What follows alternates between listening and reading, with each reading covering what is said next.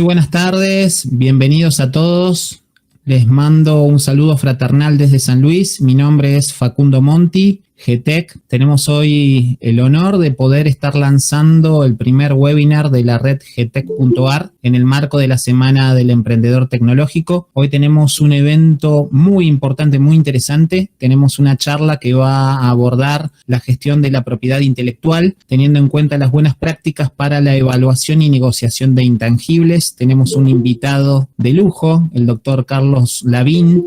Más tarde lo vamos a presentar. Tenemos este evento que esperamos se va a repetir muy prontamente con distintas ediciones. Este ciclo de webinars desde la red GTEC tiene la intención de ser libres y gratuitos, por lo cual están invitados a partir de este momento a participar en próximas ediciones. Paso a presentar a la presidenta de la asociación, la Contadora Pública Nacional, Norma Liliana Raval, quien va a dar unas palabras de bienvenida. Así que gracias por estar nuevamente. Nos espera una muy buena jornada. Bueno, muchas gracias a todos por estar presentes. La verdad que es un orgullo, un honor poder organizar estas actividades. Es la primera actividad que realizamos en el marco de la red, así que bienvenidos a ella.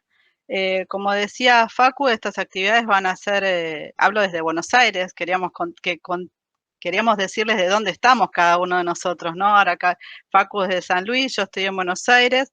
Es la primera actividad y esperamos que sean muchas. La periodicidad va a ser de una al mes, coordinando con quienes quisieran dar una charla dentro de la red, que tengan algún conocimiento particular. Ahora les voy a comentar algunas de las temáticas que fueron generándose con el formulario que les fuimos enviando. Y agradecemos la propuesta de Carlos que nos envió y pudimos organizar, y la verdad que hubo mucha repercusión. 87 inscriptos, tenemos el 50% de los inscriptos quieren tener información para asociarse en la red, eso es muy importante. Las temáticas que fueron de interés tienen que ver con marketing tecnológico, formulación de proyectos, financiamiento público, gestión de EBTs, manejo de intangibles más profundamente, y diversas temáticas, siempre en el marco de lo que nos interesa a nosotros, que es la gestión y vinculación tecnológica. Así que recibimos propuestas de quienes quieran compartir sus conocimientos en unas futuras charlas, con prioridad a los que son socios fundadores. Bueno, al final voy a dar otros avisos parroquiales, pero ahora sin perder mucho más tiempo, queríamos presentarlo a Carlos. Marcela lo va a hacer. Después vamos a abrir un momento a preguntas, así que vayan anotándose, las pueden dejar en el chat también. Les agradecemos mucho la presencia. Adelante. Bueno, muchas gracias, Lili. Yo tengo el gusto de saludarlos desde la provincia de La Rioja y tengo el honor de presentarlo al doctor Carlos Lavín. Él es abogado de la Universidad de Buenos Aires, con un posgrado internacional sobre el mercado de las telecomunicaciones de la Universidad Austral. Tiene una maestría en Derecho y Economía de la Universidad de Itela. Es agente matriculado del INPI, recientemente inscrito en el registro de articuladores de la economía del conocimiento del Ministerio de Desarrollo Productivo, y se desempeña hace más de 20 años como especialista en asesoramiento y formulación de proyectos en el sector TIC sobre propiedad intelectual e industrial, protección, valuación y management de intangibles. Le damos la palabra para disfrutar de su ponencia.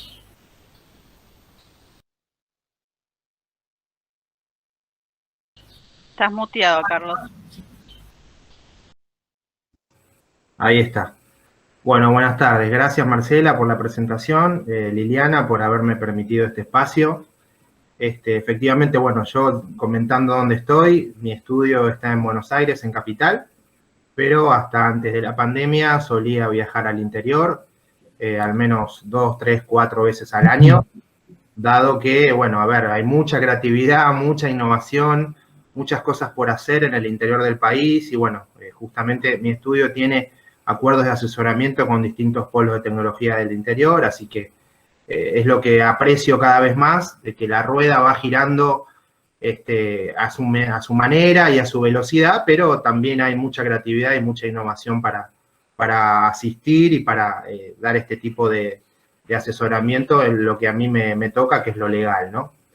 Así que bueno, lo que me gustaría hoy, dentro de lo que yo puedo contarles, más que nada por mi experiencia y humildemente por la trayectoria ya de hace 20 años que soy abogado y que estoy en este sector TIC, de lo que es tecnología, software, telecomunicaciones y bueno, y a partir de ahí propiedad industrial y propiedad intelectual como mi especialidad, es qué sucede en esto de las buenas prácticas cuando queremos llevar adelante una transferencia de tecnología, cómo tratarlo, cómo gestionarlo, algunos parámetros. He intentado a partir de ahora darles un schedule, un índice, para que cada uno pueda a partir de ahí tener claro este tipo de cosas que quiero plantear. Así que ahora voy a compartir la ventana. Ahí está. Se ve bien, ¿verdad? Ahí está, ahí está. Ahí sí. Se ve. Bueno, a ver, lo primero que les quiero decir es, a la hora de una aplicación concreta de lo que fuera o lo que llamemos una guía para buenas prácticas, no existe un modelo único de gestión.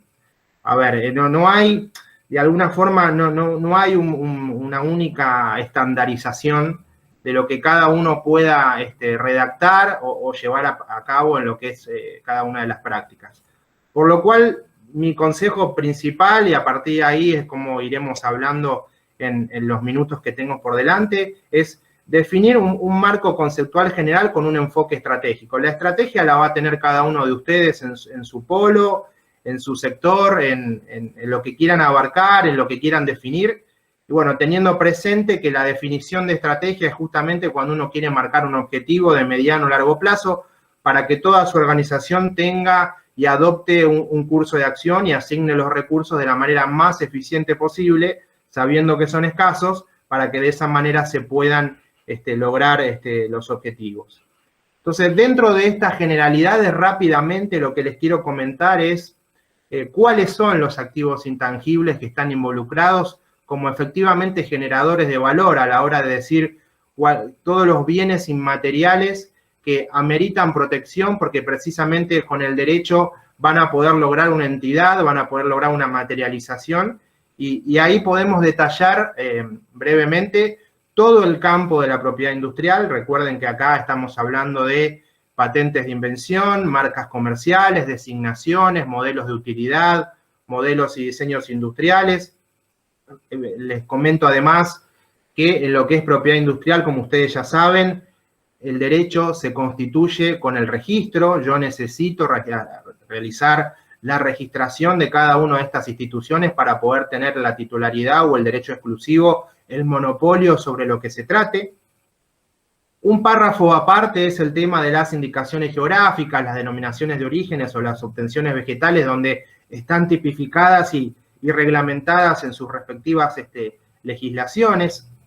En el medio podemos citar todo lo que no es protegible mediante una registración o por el hecho de constituirme como el autor o titular de ese activo. Ahí estoy hablando de todo lo que fuera información confidencial, todo lo que sea el know-how, los secretos comerciales que están claramente identificados por una ley específica en la Argentina y de esa manera la forma más apropiada de protegerlos va a ser a partir de una correcta y adecuada redacción de los distintos acuerdos o de los distintos contratos que contemplen este tipo de activos intangibles.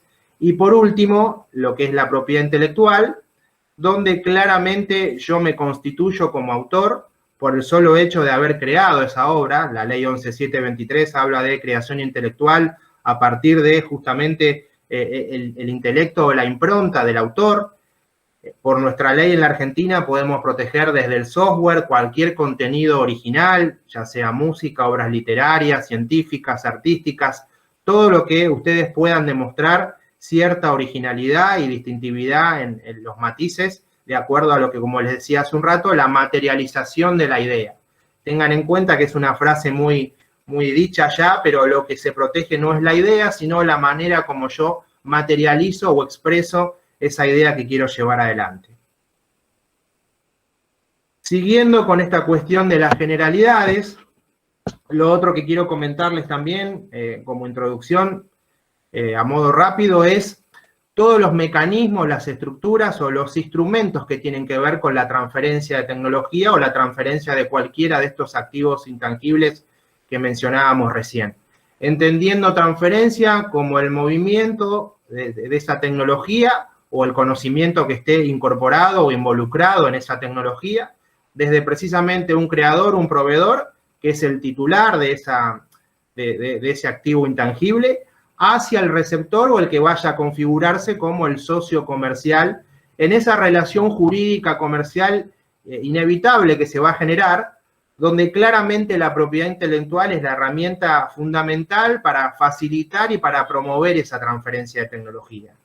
Entonces, a partir de ahí, rápidamente les cito algunos mecanismos o estructuras que suelen utilizarse a la hora de hacer este movimiento o este pase de transferencia de tecnología o de conocimiento, ya sea porque quiera constituir una startup, un spin-off, un joint venture, un parque TIC, o el propio financiamiento que el Estado me da a través de los aportes no reembolsables, los subsidios.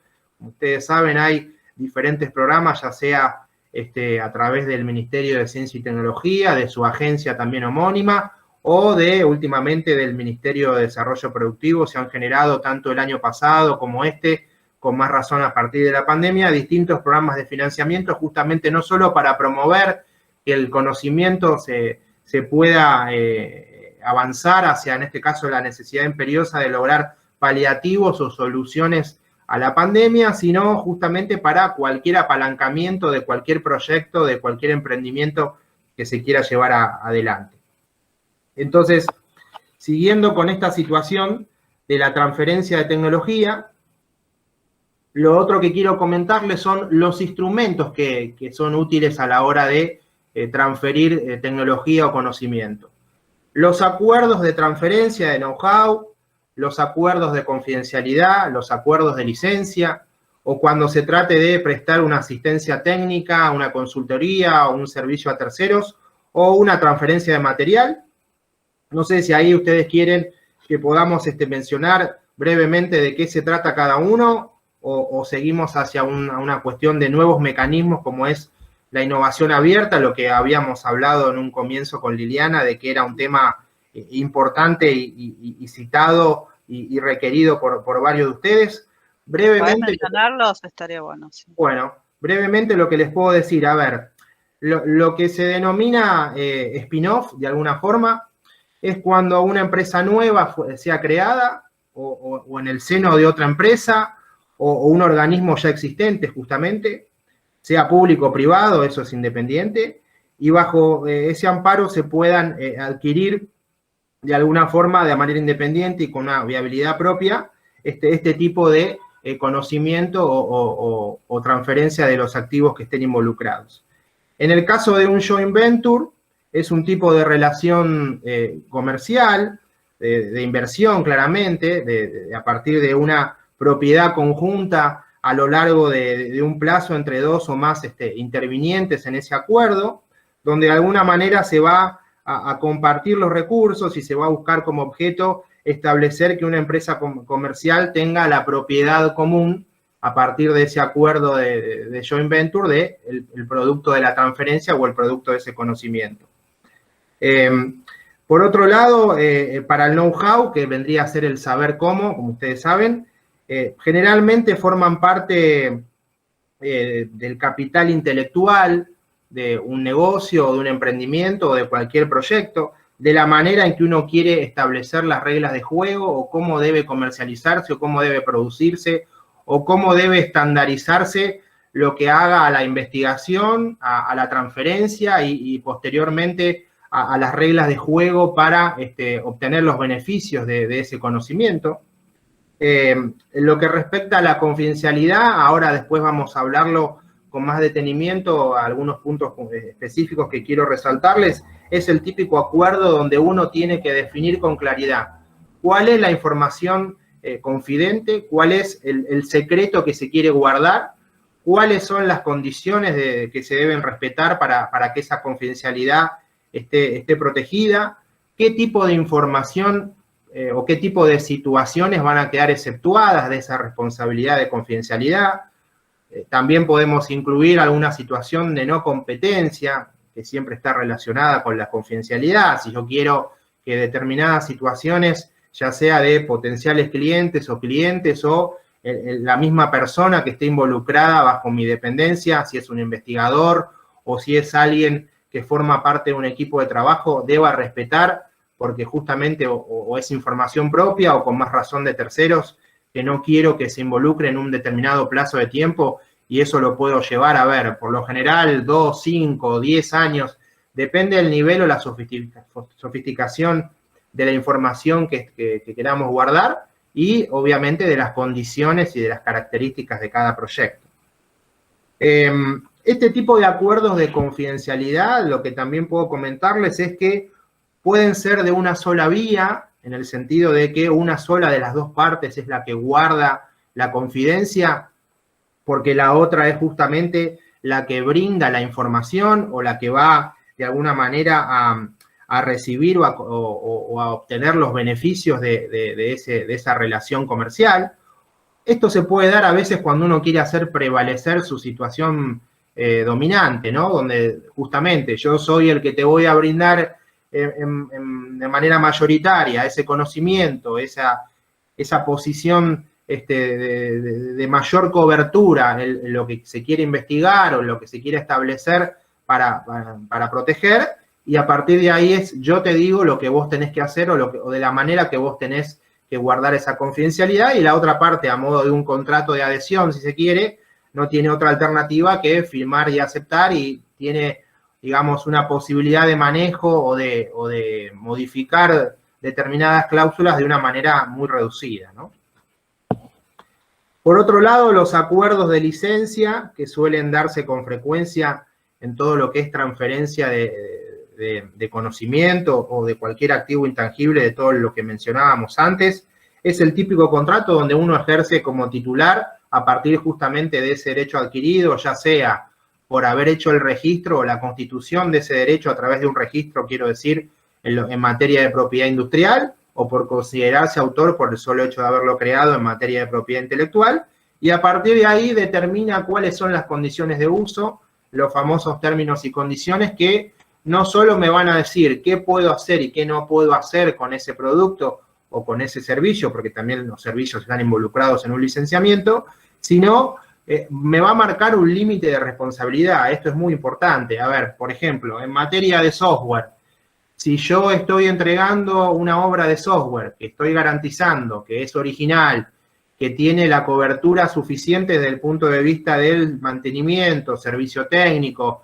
cualquier mesa de ayuda que requiera el licenciatario, el licenciante le va a decir, ahora, si vos lo utilizás de una manera diferente a lo que yo te estoy estipulando en este contrato de licencia, por supuesto que mi límite de responsabilidad va a llegar hasta ahí, y yo no me puedo hacer responsable si vos utilizaste el software de una manera indebida y eso te generó o que te entre un virus en tu computadora o que con más razón se transfieran o se pierda información relevante con motivo de esa utilización indebida, o se manipule en el mal sentido de la palabra a través de lo que es ingeniería inversa o todo lo que no estaba permitido realizar justamente por esas condiciones de uso, y a partir de ahí va a generarle, en este sentido, obligaciones y responsabilidades al licenciatario.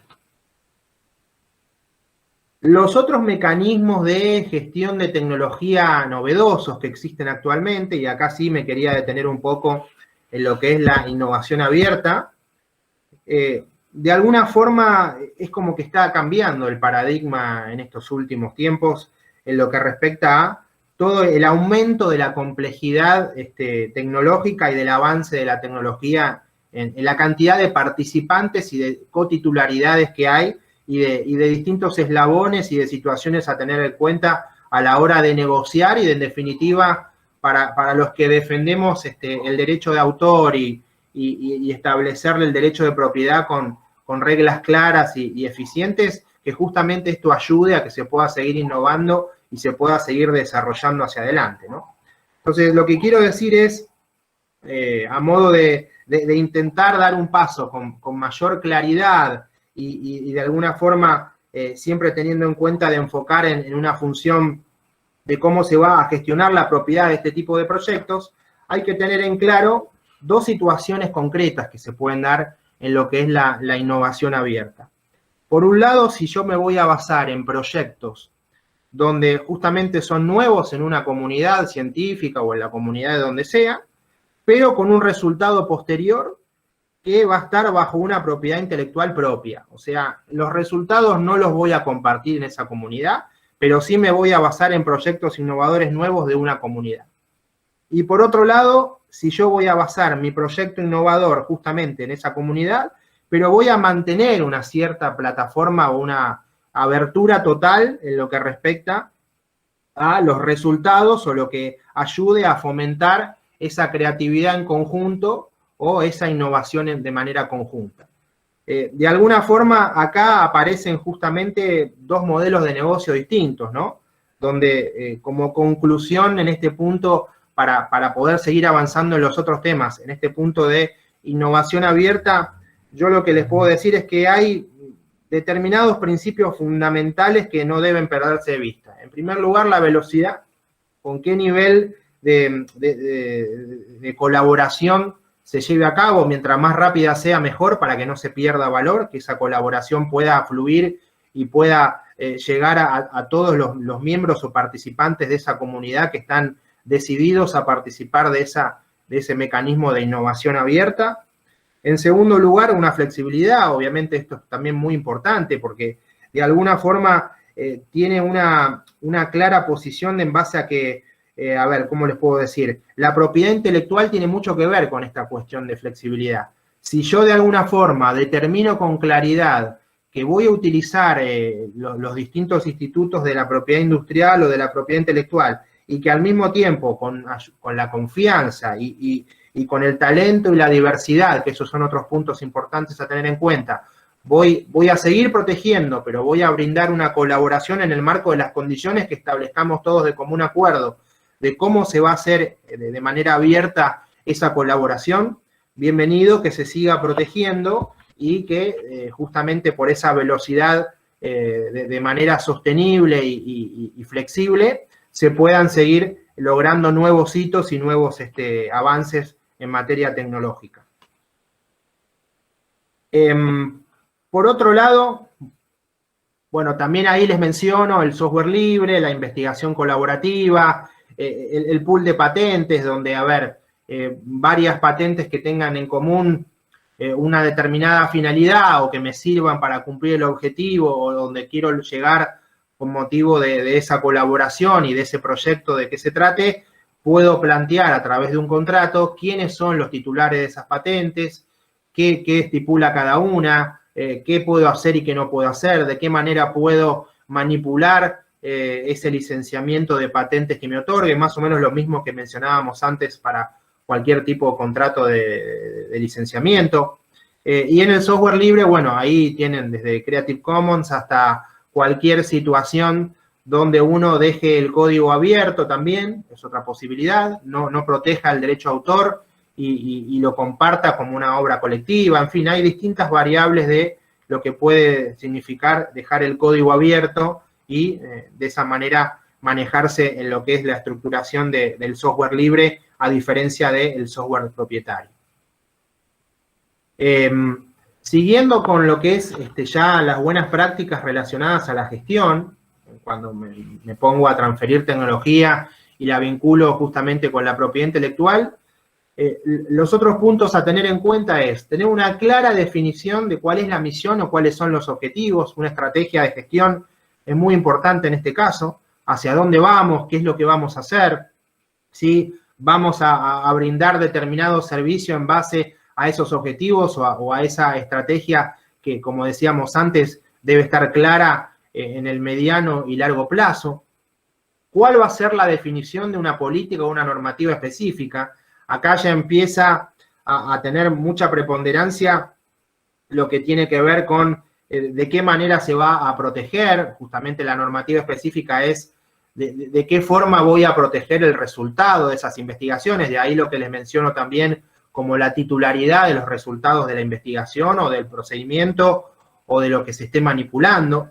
Si va a haber cotitularidad, de qué manera van a de alguna forma, explotarse los resultados o cuál va a ser la forma en que se distribuyan los resultados en el sentido de los beneficios, dividendos, si los generara, cómo se van a tomar decisiones de manera conjunta. Todos estos criterios son importantes también y ayudan a la hora de generar un proceso de protección y de explotación de resultados que sea de alguna manera eficiente, flexible, fluido, conceptos que repetía recién, y de alguna forma también tener en claro cómo voy a solucionar el caso de alguna controversia, que inevitablemente suelen suceder, pero de antemano puedo también plantear cuáles van a ser los criterios que voy a tener que llevar a cabo para que esa buena práctica pueda resultar saludable, para que se siga innovando, se siga transfiriendo y se siga protegiendo la propiedad intelectual relacionada a lo que esté tratándose en ese proyecto en común. Por otro lado, existen lo que son las actividades transversales en todo proceso de gestión. Acá también es importante tener en cuenta, a ver, qué gestión de incentivos, de promoción o de capacitación del personal involucrado en este tipo de proyectos voy a tener en cuenta. O sea, de antemano fijar las reglas, las condiciones para incentivar a ese personal, para promocionar determinadas actividades o gestionar las innovaciones de manera eficiente y teniendo en cuenta las situaciones que les comentaba antes. ¿Cómo voy a vincular al sector privado en todo esto? Que es algo sumamente importante y a la hora de la explotación, la comercialización o los resultados económicos de ese proceso de gestión, cómo también de esa forma entonces voy a negociar los acuerdos, voy a llevar a cabo las relaciones y los derechos de propiedad de manera eficiente para que nadie se sienta alterado, para que nadie sienta de que está en desventaja respecto a esa estrategia o esa definición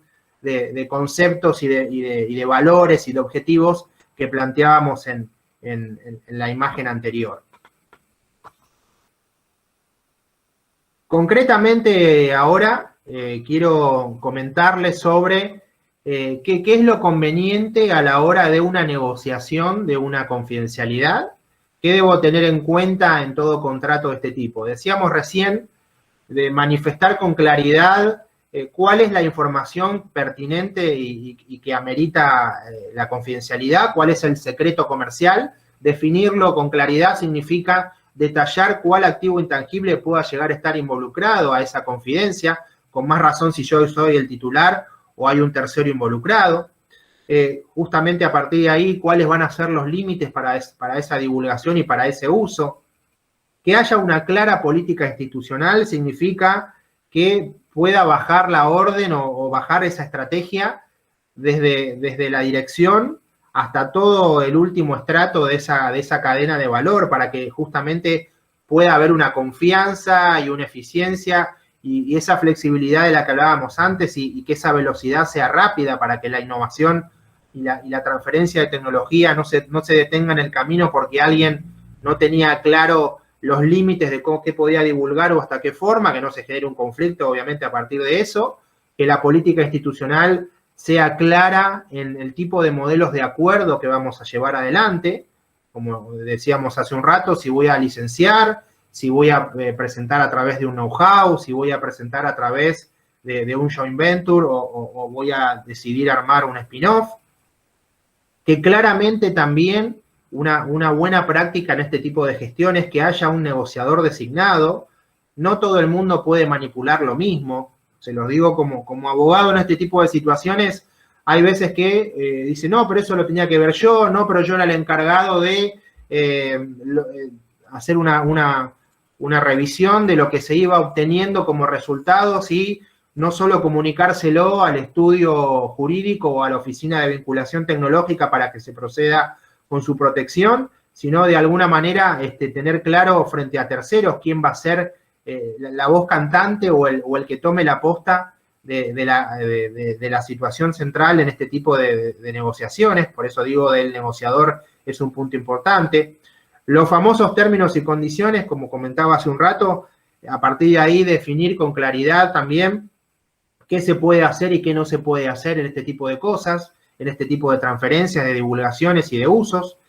Y por último, lo que tiene que ver a información confidencial es hacer un monitoreo, ¿no? No perder de vista si lo que hemos firmado realmente se cumple, se lleva adelante, utilizar el asesoramiento para eso. No perder de vista significa, si algún tercero ha utilizado la información para otra situación que no estaba en las limitaciones de uso, o si estoy llevando a cabo una buena política de seguridad informática. Esto también son cuestiones que tienen mucho que ver hoy en día, con más razón, trabajando todos de manera remota, un modelo de correcto uso de herramientas informáticas, de cómo manipular la información a través de las redes, de qué puedo hacer, de qué no puedo hacer. Eso también es importante que el negociador lo plantee y sea el interlocutor, no solo puertas para adentro, sino hacia afuera también, y ese monitoreo tiene parte que ver con esta situación. Lo otro que quiero comentarles es justamente en esta situación de buenas prácticas, otra situación muy habitual es qué tengo que tener en cuenta a la hora de alcanzar un correcto acuerdo de licenciamiento.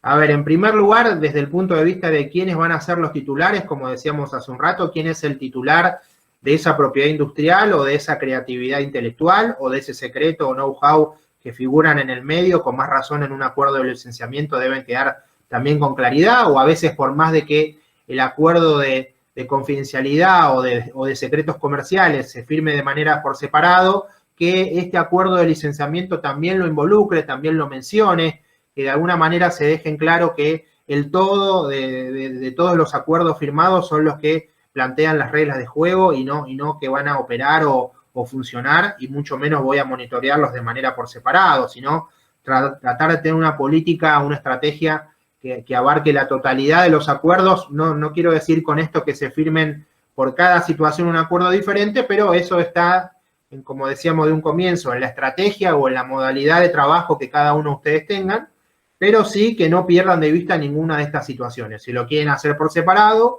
o si lo quieren plantear en un único acuerdo de licenciamiento, bienvenido sea, pero que quede claro quiénes son las partes del acuerdo, quién tiene la titularidad de los derechos involucrados en ese licenciamiento, cuál es el objeto, qué tipo de propiedad va a abarcar, si va a ser exclusivo o no exclusivo, a partir de ahí qué territorio va a cubrir. En propiedad industrial, con más razón, esto es muy importante. En propiedad intelectual, permítanme decirles que, como bien saben, o si no les refresco, yo no necesito tener el registro de la obra, del derecho para tener la constitución de esa obra, yo como autor de esa creación intelectual. Pero sí el registro, acá entre paréntesis lo que les menciono me genera tres situaciones importantes. En primer lugar, es la prueba de autoría más contundente, a partir de esa fecha cierta hacia adelante, desde el punto de vista del derecho registral, plantea una oponibilidad ante terceros, va a ser el tercero el que tenga que demostrarme que no se copió, y no yo el que tenga que plantear si soy o no soy autor. Esa es la prueba de autoría y la contundencia que genera el registro en materia de propiedad intelectual, aunque no hay una formalidad establecida en ninguno de los países del mundo que están bajo el paraguas de la OMPI, y la Argentina forma parte de ese paraguas, obviamente, pero sí es importante plantear qué tipo de propiedad se plantea, si hay un registro, dejarlo establecido, qué abarca ese registro justamente. Lo que hace a la territorialidad en materia de derecho de autor, tal vez necesite de alguna forma, como va a ser un documento privado en un tercer país donde no se haya realizado ese registro de derecho de autor, tal vez necesite apostillarlo, necesite de alguna forma darle la validez a ese documento para que pueda ser presentado, toquemos madera, no suceda ningún conflicto, pero en caso de que tenga que ir a pelearme con un juez en otro país porque se están violando mis derechos de propiedad intelectual, necesito validar ese documento de registro que realicé en la Argentina, por ejemplo, realizando el apostillaje o la apostilla requerida para que ese documento pueda ser válido. Siguiendo con los lineamientos, es qué tipo de, si va a comprender alguna fabricación, algún uso o alguna comercialización específica o la combinación de todas estas posibilidades. Fundamental, si va a haber un plazo, siempre se sugiere plantear un plazo para que no quede indefinido o indeterminado en el tiempo y eso pueda generar algún conflicto, no solo en la exclusividad o no, que uno considere, bueno, a partir de cierto tiempo creo que hablamos de que yo ya podía tener la exclusividad o dejar de tenerla, siempre y cuando me beneficie o no esta situación de confidencialidad. Entonces, claramente es recomendable fijar un plazo, con más razón si lo voy a renovar, en qué condiciones lo voy a renovar, si este licenciamiento va a continuar de la misma forma o va a haber alguna modificación a partir de que se siga agregando nuevos desarrollos o nuevos resultados a ese proceso de investigación y desarrollo o de la innovación que se lleve adelante y que eso se quiera traslucir en una renovación de ese acuerdo de licenciamiento. Justamente esto va a dar la pauta si va a cambiar de manos esta información o esta confidencialidad o este licenciamiento del activo intangible que esté involucrado. ¿Qué va a suceder con las mejoras o con las modificaciones? Esto es fundamental. También a veces este tipo de situaciones no se plantean en un acuerdo de licenciamiento y yo corro el riesgo de que se considere, primero, que está protegida la mejora, que claramente no lo está por un registro o una protección digamos, de un punto cero o de una versión original o primaria. Toda mejora o toda, digamos, desde el punto de vista de que sea un salto de calidad en lo sustancial, en lo que realmente sea relevante y que modifique lo originalmente planteado como que formaba parte del tronco fundamental de esa innovación o de ese activo que estoy presentando en el registro que sea y que por lo tanto forma parte de este acuerdo de licenciamiento. Todo tipo de mejora siempre es conveniente en la medida, a ver, nadie mejor que ustedes sabe si amerita protección por el valor agregado que tenga esa mejora o esa modificación sustancial. Si realmente lo tiene, por lo tanto, yo como abogado de propiedad intelectual les digo, protéjanlo como una versión superadora de esa versión original que hayan protegido desde una primera vez. Y a partir de ahí, entonces, todo esto, dejarlo planteado en ese acuerdo de licenciamiento. Si va a haber involucrado otros activos, por lo general, una marca, otro tipo de invento, otra patente, o un conocimiento en lo que hace a secretos, también suele estipularse como que formen parte del bien o del objeto de ese licenciamiento.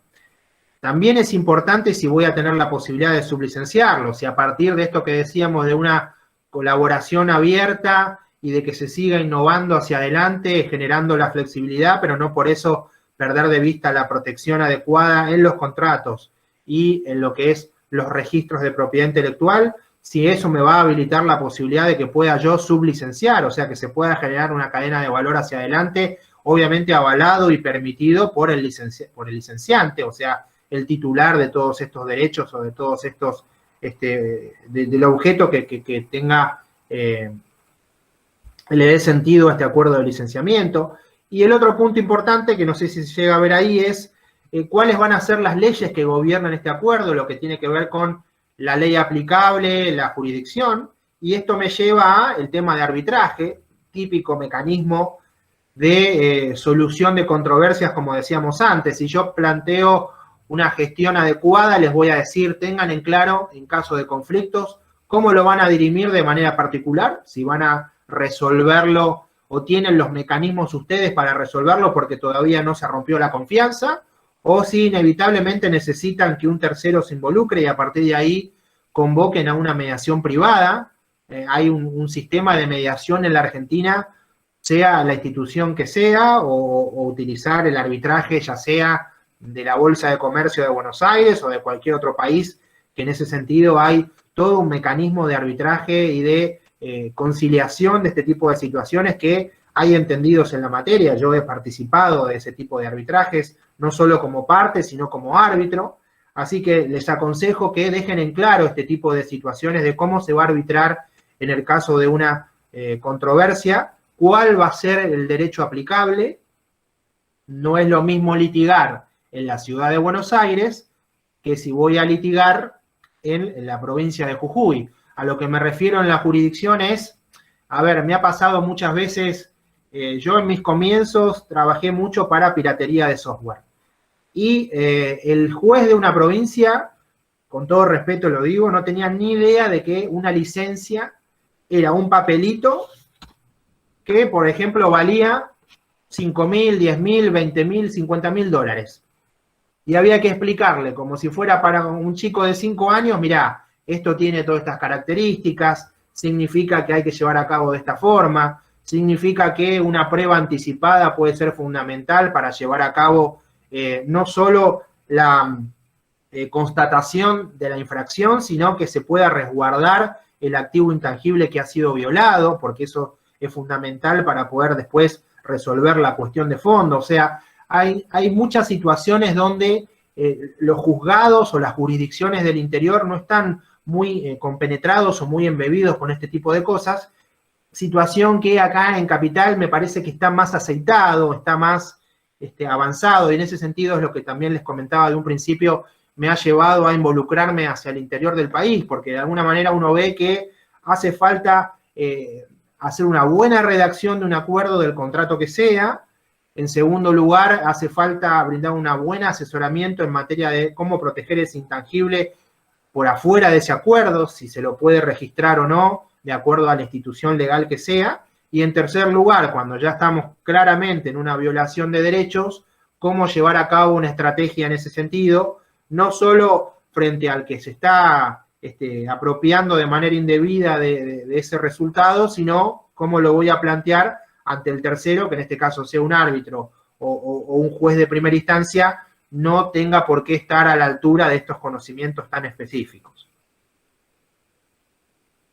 Lo otro que quería comentarles, que me pareció relevante para todos ustedes que transfieren tecnología permanentemente, es que no sé si sabían que estos contratos se pueden transferir, pero primero se pueden registrar, eso quise decir, perdón. La ley 22.426, que está vigente en la Argentina, le da cierta finalidad impositiva. O sea, lo que quiero decir con esto es que hay beneficios desde el punto de vista del impuesto a las ganancias, si yo puedo registrar ese contrato de transferencia de tecnología que se hace en el INPI.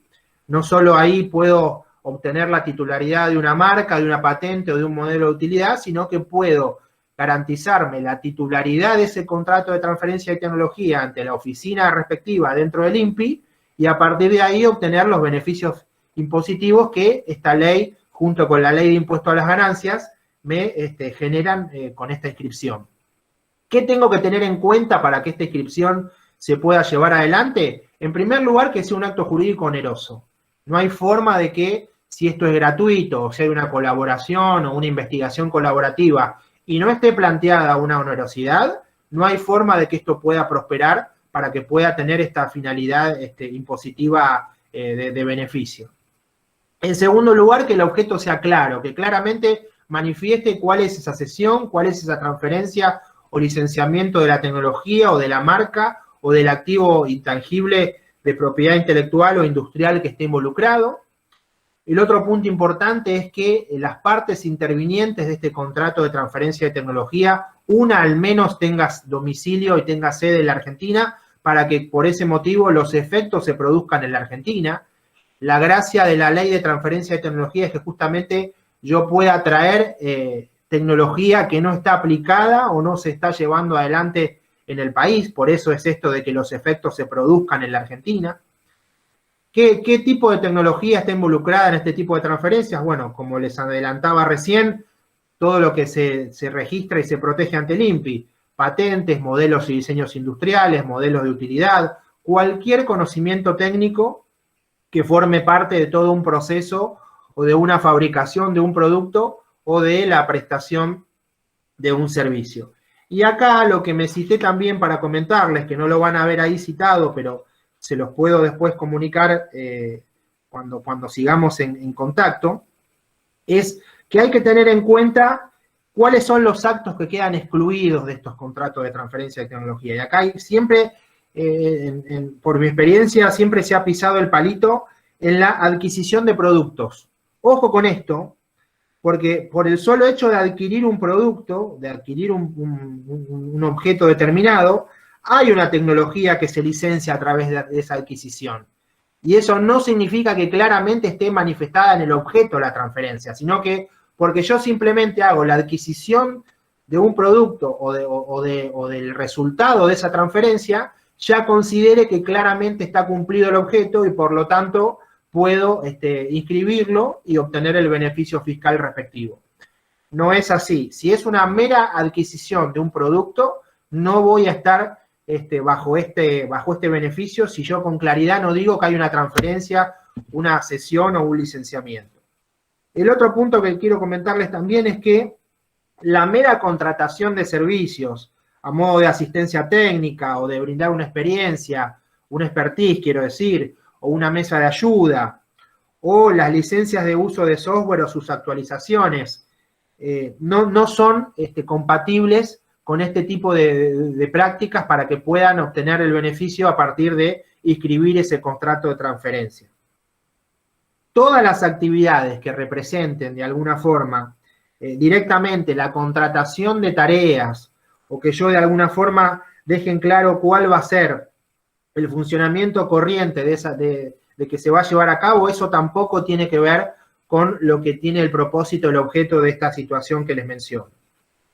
Y respectivamente, en la ley de ganancias lo van a encontrar en el artículo 53, en el artículo 93, perdón, donde ahí por último lo que les puedo comentar es, como dice ahí en ese artículo, cuando se paguen a beneficiarios del exterior, se presumirá la ganancia neta, tratándose de contratos que cumplan con la ley de transferencia de tecnología al momento de efectuarse dichos pagos. Y a partir de ahí ese artículo 93 establece o el 60% de lo pagado por las prestaciones derivadas de servicio de asistencia técnica o el 80% de lo pagado por prestaciones derivadas a partir de la cesión o de la transferencia de esa tecnología o del licenciamiento de lo que se esté explotando del bien inmaterial o del activo intangible de que se trate. Recuerden siempre con efectos concretos que se produzcan en la Argentina.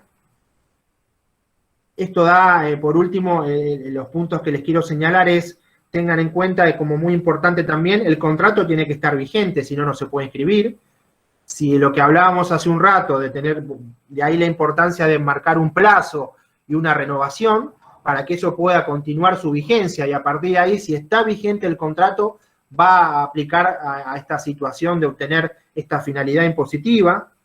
Que no se hayan hecho los pagos que los que hablaba recién del artículo 93, anteriores a la presentación, porque claramente a partir de la inscripción en el INPI es donde a partir de ahí yo voy a empezar a percibir los beneficios impositivos y no por pagos anteriores a esta inscripción.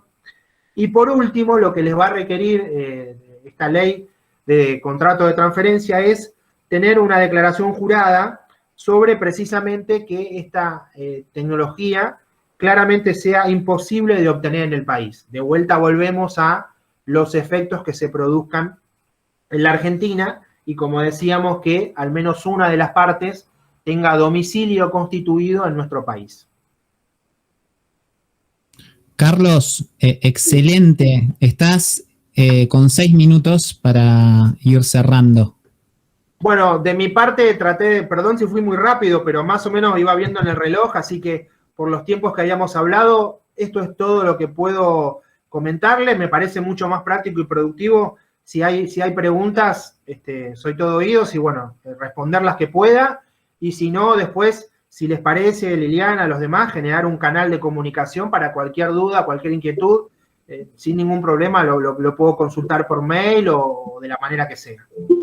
Muchas gracias, Carlos. Excelente, muy enriquecedora tu charla y bueno, ahora vamos a pasar a responder algunas preguntas. Bueno, gracias, Carlos, además por dejarnos disponibles otros canales. Buenas tardes a todos, a todas, aún no los había saludado.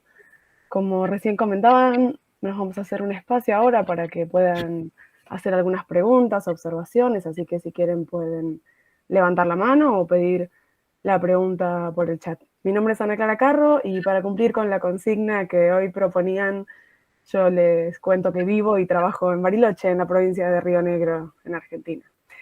Así que voy a estar moderando el intercambio que a partir de ahora se dé. De hecho, ya teníamos una pregunta, Carlos. Sí. Una pregunta de José María Rodríguez Silveira, que dice, en las negociaciones de licenciamiento de patentes, generalmente la licenciataria, por ejemplo una empresa, tiene más información sobre el posible valor comercial o mercado de la tecnología y eso genera una asimetría en la negociación, en detrimento del licenciante. Pregunta entonces, ¿cuál es el consejo que podés dar sobre esto? A ver, en base a la confianza y a lo que decíamos antes de que dentro de todas las partes estén involucradas de una manera colaborativa, en el sentido de que nadie se sienta menos que otro, tratar de, en una confidencialidad previa, firmada, que ninguna situación dentro de lo posible quede fuera para que resulte ser sorpresivo después. Y a partir de ahí que diga, no, a ver, yo no sabía que esto podía tener estos efectos, no me imaginaba que esto iba a tener esta participación relevante de otros agentes involucrados en ese proceso, y con eso trae aparejado justamente esta disparidad o este desequilibrio. Entonces, tratar de antemano, a través de una confidencialidad, de estipular, a ver, tengan en cuenta que en el derecho todo lo que no está prohibido está permitido. Por lo cual, si el objeto es lícito, yo puedo pactar lo que sea.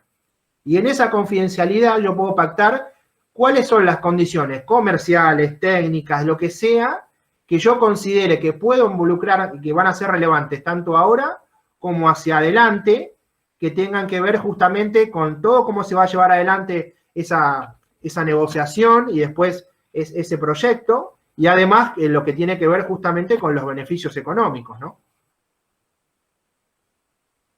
Hay otra pregunta de Paulucci, pregunta por lo que comentabas recién, ¿no? La inscripción de los contratos de transferencia de tecnología, ¿cuáles son los costos asociados? Bueno, ahí tiene mucho que ver si yo estoy determinando un precio, que eso no les comenté recién, pero bueno, siempre se da este tipo de preguntas, así que me da pie a salvar mi falta. Ahí tiene mucho que ver, se paga una tasa legal, ¿no? Por un lado uno paga el trámite y por otro lado se debe pagar una tasa.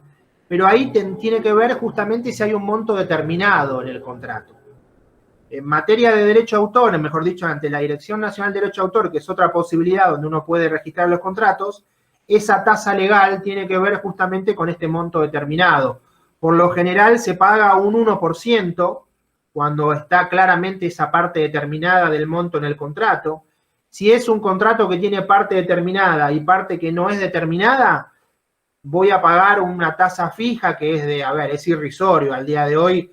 Para todo lo que tiene que ver con el Fondo Nacional de Artes, estamos hablando de 4 pesos, 6 pesos, es irrisorio la parte que no está determinada o si se quiere gratuita de ese contrato, pero se debe pagar un porcentaje de tasa legal específico de acuerdo al monto determinado, que varía en esto, 1 o 2% de acuerdo a la moneda que sea. Y ni hablar si es moneda extranjera, hay que hacer la conversión a nuestro peso argentino y a partir de ahí, con esa cotización, por lo general se toma la del Banco Nación del día anterior al pago, que también esté estipulado en lo posible en el contrato, para que todas estas cosas estén claramente marcadas en el acuerdo y no haya la duda de saber desde qué fecha tomo el monto o desde qué fecha tomo, mejor dicho, el tipo de cambio, en fin, a eso me refiero. Y después, bueno, ingresando a la página del INPI, ustedes van a ver ahí claramente cuáles son las tasas que cobra el INPI para cada uno de los trámites que se lleven adelante ahí. Y obviamente, perdón, discúlpame, Ana, si se van a asesorar, cosa que recomiendo, no perdamos de vista, si me permiten, los honorarios del abogado, ¿no? También es un costo, y ahí un poco lo digo en chiste, un poco lo digo en serio, es muy importante asesorarse, es muy importante tener en claro todas estas cuestiones, y muy importante saber ¿cómo va a ser? A ver, a veces yo soy flexible en ese sentido. Los honorarios se pueden acordar de acuerdo a cómo pueda prosperar hacia adelante el proyecto, el emprendimiento o lo que se quiera encaminar, más allá de la tarea concreta o del trámite específico de el trámite de protección o de registro de ese contrato o del activo intangible que sea. Pero ténganlo en cuenta a la hora de los costos entre comillas, porque dejando todo esto claro de antemano, yo soy de los que piensa que es más una inversión que un costo, ¿no? Porque después cuando el problema explota en la mano, ahí los costos se van a las nubes y es mucho más complicado poder tener en claro cuánto me va a salir ese problema que me haya explotado en la mano. Solo sumo a eso que además de contactarte a vos, pueden contactar a la red. Dentro de la red tenemos varios especialistas, abogados, así que seguro también están agradecidos de que les des la recomendación de asesorarse por lo pronto. Hay una consulta de Paulucci que es un poco extensa quizá, pero quizás se te ocurre algo. Pregunta, experiencias o recomendaciones para licencias y monetización en el campo de las TICs, en particular para aplicaciones en smartphone. Es Ezequiel, gracias Ezequiel Paulucci, de la Gerencia de Propiedad Intelectual del INTA. ¿Cómo monetizar una app?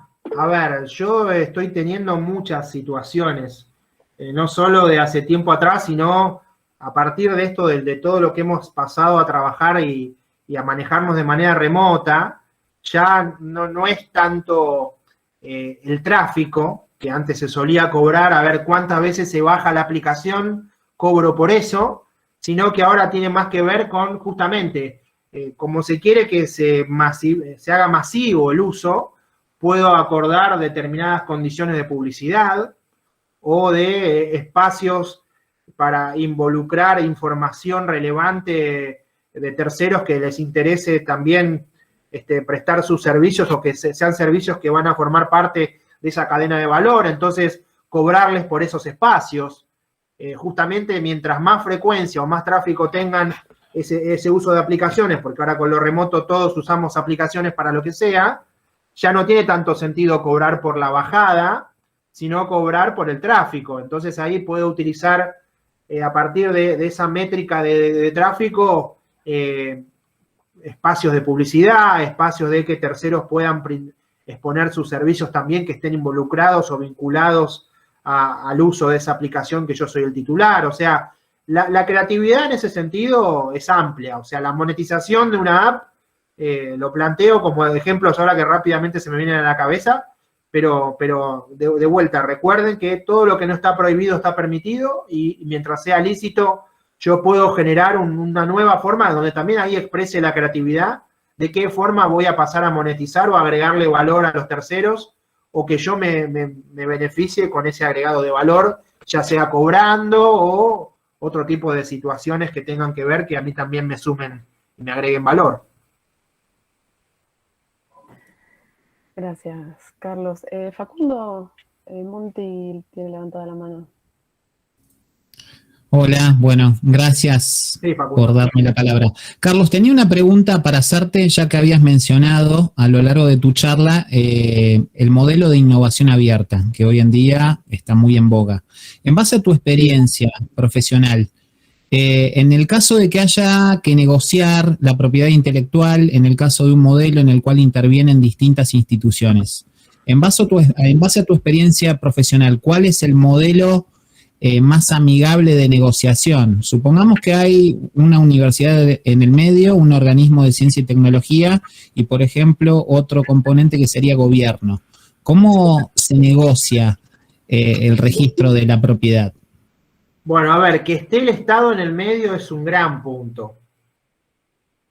Porque, a ver, me suele pasar desde algo tan simple como una marca hasta una transferencia de información y de conocimiento, y ni que hablar si hay un invento y una patente involucrada, donde el Estado cree que porque determinadas situaciones son para beneficio de toda la población, yo pensé que lo podía usar. Eso es algo que siempre ocurre. Entonces, esto me da pie, Facundo, para lo que hemos dicho, y lo vuelvo a recalcar, a pesar de la colaboración, a pesar de la innovación abierta, del proceso que se les cante llevar a la práctica, donde sea flexible, sea proactivo, todos tengan claro sus derechos y obligaciones, el primer derecho que tiene que quedar claro, y a partir de ahí su consecuente obligación, es que los derechos de propiedad estén claramente asignados y nadie los pierda de vista. Entonces eso me da la pauta de que debo proteger lo que haya que proteger bajo el mecanismo legal adecuado. Si es un invento y aplica como tal, urgente patentarlo. Ahí tengan en cuenta que la novedad es sumamente relevante, la novedad absoluta. Por lo tanto, sugerencia, como ya saben, lo establece la ley de patentes en la Argentina y en el mundo sucede lo mismo, no publiquen su invento, su novedad, hasta un año después de haber hecho la presentación. Porque si no, corren el riesgo de que se pierda esa característica fundamental del invento y a partir de ahí se cae a pedazos lo que yo estoy presentando en sociedad. Si estamos hablando de situaciones o de condiciones que yo creo que, a ver, se sobreentienden o que hacían al uso o costumbre, con más razón puedo dejarlas por escrito. Una correcta redacción de contratos, de lo que sea, es la otra cara de la moneda de la protección. No me sirve de nada tener hecho el registro o la protección del activo intangible que sea, si después el acuerdo correspondiente no refleja lo mismo. Hay cosas que el propio registro o la propia protección no involucran, no llevan a cabo. A ver, por ejemplo, yo puedo proteger un software, recién hablábamos de cómo monetizar una app, yo puedo proteger el código fuente y todo lo que tenga que ver con documentación técnica, manuales, uso de instrucciones, todo lo puedo sumar en el mismo CD o en el mismo pendrive que deje depositado en la oficina de derecho de autor. Pero después las condiciones de uso, el límite de responsabilidad, si el Estado está en el medio, quién lo va a usar, si voy a hacer una colaboración hacia adelante para seguir presentando versiones superadoras a ese código fuente original, lo que hablábamos antes, de si lo voy a proteger o no, si la otra parte interviniente va a formar parte de esa titularidad a partir de que se cumplan determinadas condiciones de avance en la investigación, que al principio no forma parte de la titularidad, pero después sí lo puedo involucrar para que titularidad significa que pueda explotar a la par mía los derechos económicos que tienen ese activo intangible como consecuencia, ¿no? Entonces, todas estas cosas hay que tenerlas en cuenta a la hora de hacer una correcta política de resguardo, de protección y de lo que sería el management y el uso habitual de un activo intangible, no solo en mi empresa o en mi proyecto, sino hacia afuera. Y acá también me permito, si me dejás, Facundo, puertas para adentro también es importante proteger las condiciones de ese uso. A ver, no es menor el tema que yo les mencioné al pasar de un reglamento de uso de herramientas informáticas, un reglamento de cómo se manipula Internet, porque hoy en día todo se hace con Internet, un reglamento de qué tipo de información voy a pasar por mail. A veces yo creo que eso no puede generar ningún perjuicio, pero no me di cuenta y mandé como adjunto 10 millones de cosas y ahí justo iba el secreto de la Coca-Cola. Entonces, a partir de ahí me quiero matar. Entonces, política de confidencialidad, ¿no? Sí, esa regla de juego interna de todos los participantes de esa investigación, que eso también hace a la confianza, ¿no? Si cada uno sabe qué rol ocupa y qué puede hacer o qué no puede hacer, después los efectos hacia afuera van a ser mucho más claros también. Entonces, como verán, todo tiene que ver con todo. Entonces, mi consejo es, de vuelta, asesorarse para que todo esto quede claro. Y a ver, por último, esto no significa que las complicaciones, los conflictos o los inconvenientes no puedan suceder, pero no es lo mismo que sucedan con todo esto hecho de antemano a algunas de estas cosas no tenerlas hechas de antemano. Entonces, a partir de ahí, yo voy a poder ir con más razón a reclamarle al tercero, sea el Estado o sea quien sea, que está utilizando sin permiso o que se está yendo de más en la condición de uso, o que mi propio empleado haya pensado, o mi propio colaborador o investigador haya pensado que podía o no manipular o que se podía considerar titular de ese derecho. Esto me da pie, perdón que sigo ampliando. Hay que tener tenemos otras preguntitas. No sí, sé en una investigación tengan claro los roles y cómo va a participar cada uno en esa investigación. Eso es fundamental también. Esa regla de juego en el instituto o en la universidad que sea. Bueno, le damos la palabra a Daniel Majul, que levantó la mano. Sí.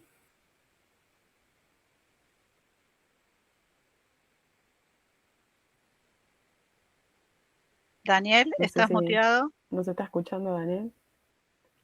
Si no, creo que teníamos otra consulta en el Sí, chat. hay una consulta en el chat, mientras Daniel, no sé. Ahí leo de un tema de préstamos. Dice Mariana, en relación a la creación de una empresa en una institución de ciencia y técnica, ¿cuáles serían las mejores prácticas para impedir el conflicto de intereses en torno al contrato de transferencia tecnológica con aquellos investigadores que siguen siendo de la institución y a la vez son parte de la empresa constituida?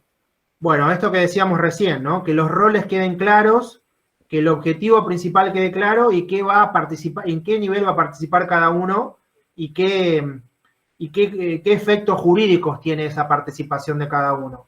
A ver, si el investigador o la persona está en relación de dependencia, sumo brevemente, la ley de contrato de trabajo y la ley de propiedad intelectual de la Argentina consideran que si en el objeto de esa contratación no está claramente estipulada que esa persona fue contratada para llevar a cabo un fin y que esos resultados son propiamente de la institución que te contrató, de la institución en la cual vos trabajás, si eso no está claramente marcado en el objeto, el investigador tranquilamente puede considerarse como parte de esa titularidad si mi empleador no me lo manifestó y no me lo dejó claramente en el objeto.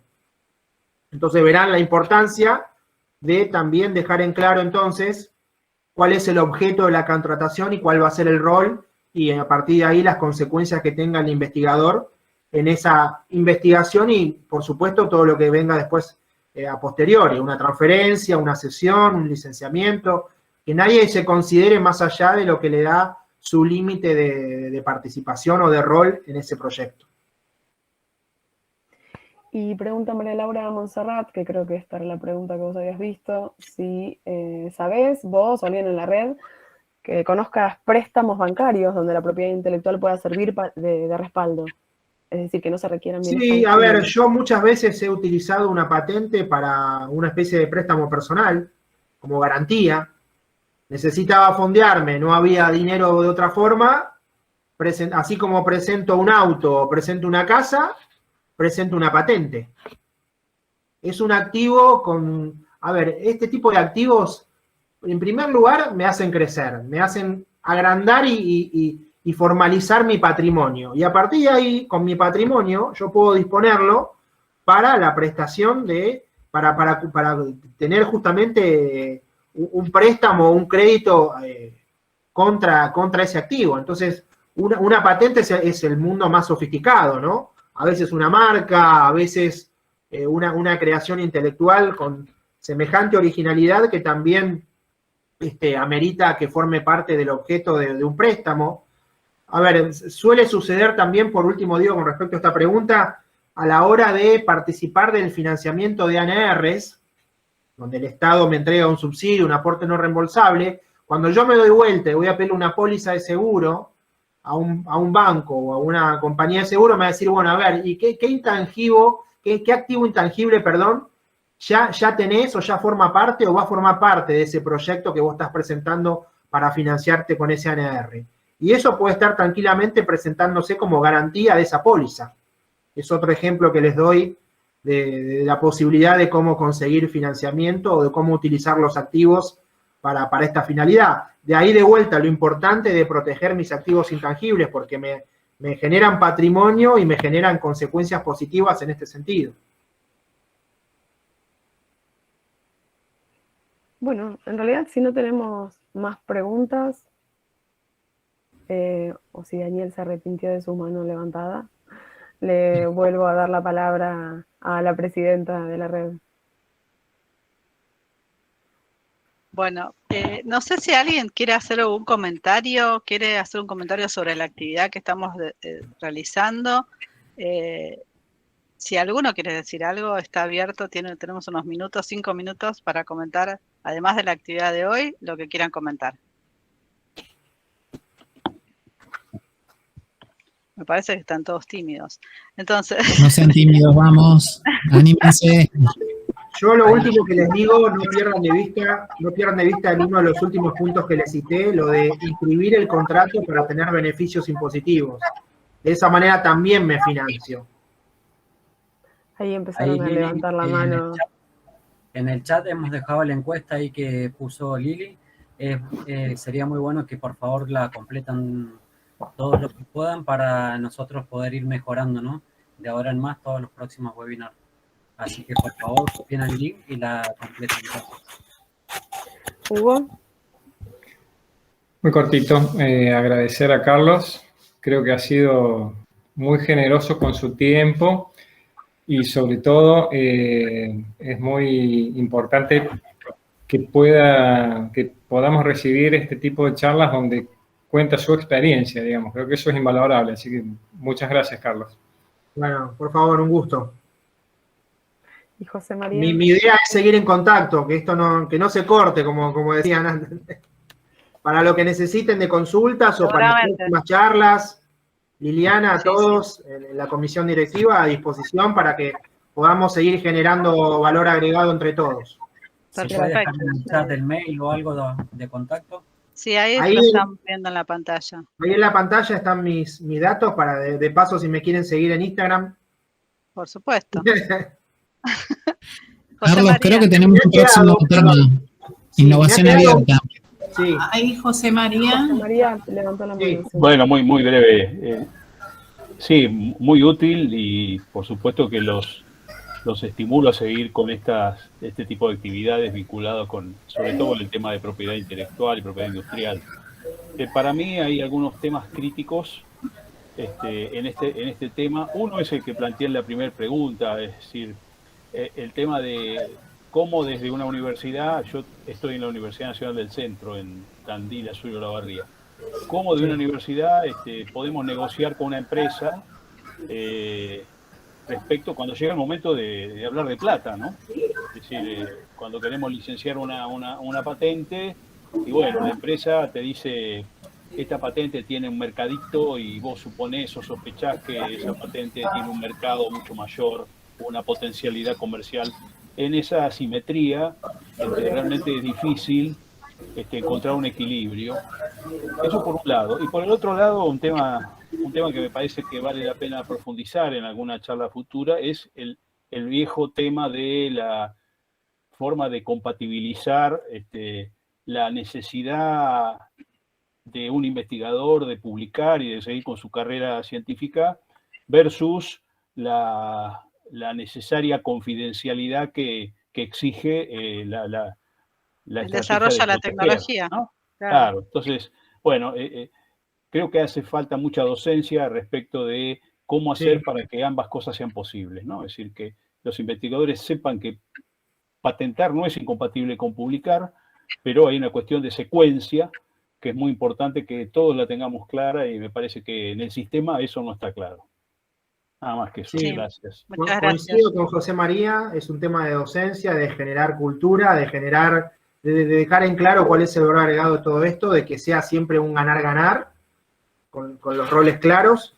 Y en base a la primera pregunta, se me viene a la cabeza otro ejemplo, donde, a ver, se pueden plantear distintas etapas en un contrato de comercialización, donde a partir de que se vayan superando objetivos, ese valor comercial se vaya superando y de esa manera del lado del licenciante se puede ir enterando de más cosas o puede ir viendo cómo se va recorriendo el camino de si realmente esto pasó el filtro del mercado, si ha tenido la relevancia que tal vez no pensaban que iban a tener, si del otro lado me han estado ocultando cosas que yo pensé que estaban claras en la confidencialidad o en lo que teníamos que tener a la par.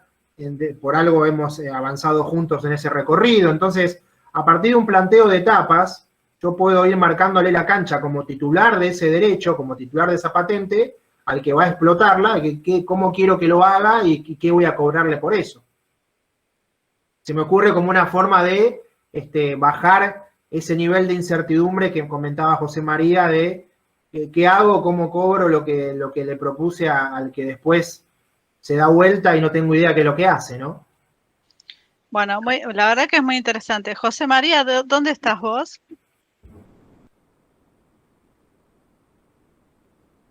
Yo estoy en la Universidad Nacional del Centro de la Provincia de Buenos Aires, Tandil, Bueno, Azul, Olavarría. un gusto. Y soy Estamos, subsecretario de Vinculación y Transferencia. un gusto que hayas participado, la verdad. Igualmente. Bueno, acá para cerrar, Facu, no sé, ¿querías decir algo? Sí, quería, antes de que nos desconectemos, por favor, todos habilitemos las cámaras, así sacamos una Meet Selfie, ¿les parece?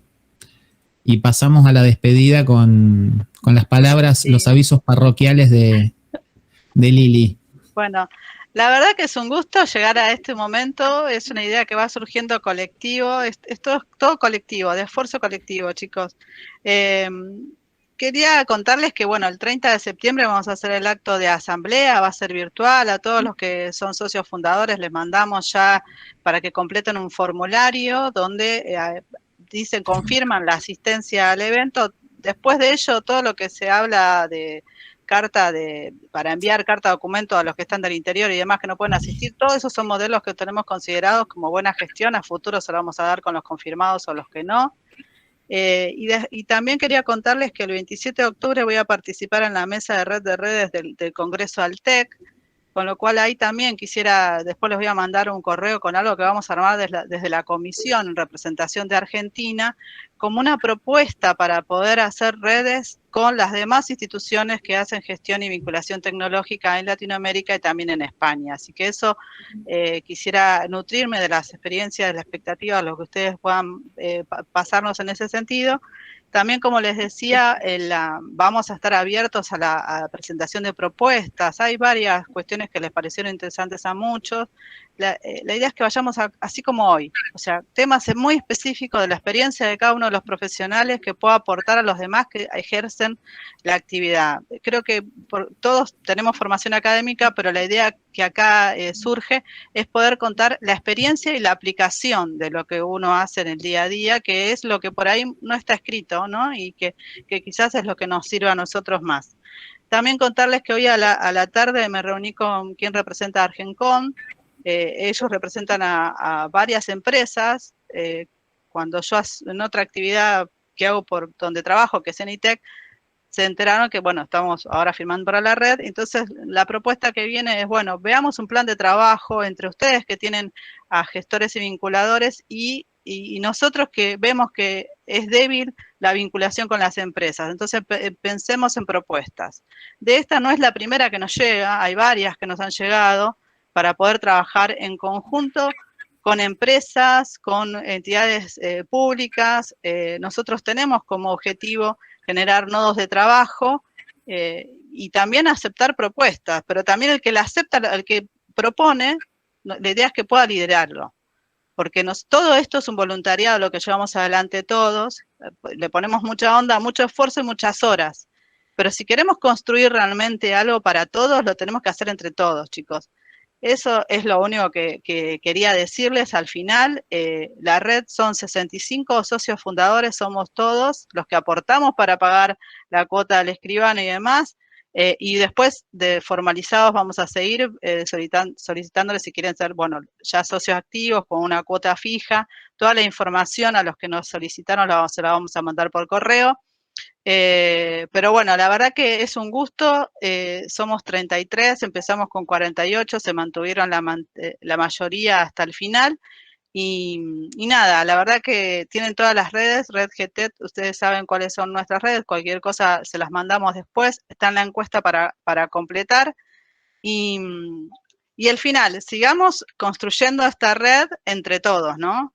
Pensemos que se fue construyendo de la propia demanda que fueron generándose en los distintos encuentros que realizamos hace casi 10 años.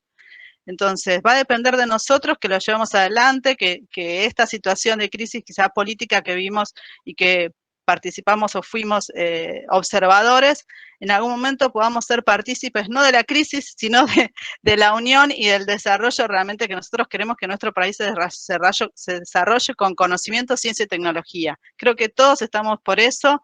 El aporte entre todos en el grupo de WhatsApp y demás está buenísimo. Vayamos adelante y nada, muchas gracias. Ahora se termina la grabación y el que quiere después se queda a comentar alguna cosa más. Muchas gracias. Levantó la mano Angélica Aguilera, Lili. Ah, Angélica, sí. A ver. Sí, sí. No, desde el marco de la maestría en gestión de la innovación, la ciencia y la tecnología, pues muchas gracias Lili por la invitación y también a Carlos, muchas gracias por el esfuerzo, por la organización. Muy nutritivo todo el contenido de la charla. Bueno, muchas gracias Angélica, esa es la idea, que a todos les sirva. ¿Alguno más quiere hacer un comentario? Cerramos la grabación y después hablamos si quieren detalles organizativos o detalles de futuras charlas o de la red, lo que quieran. Muchas gracias.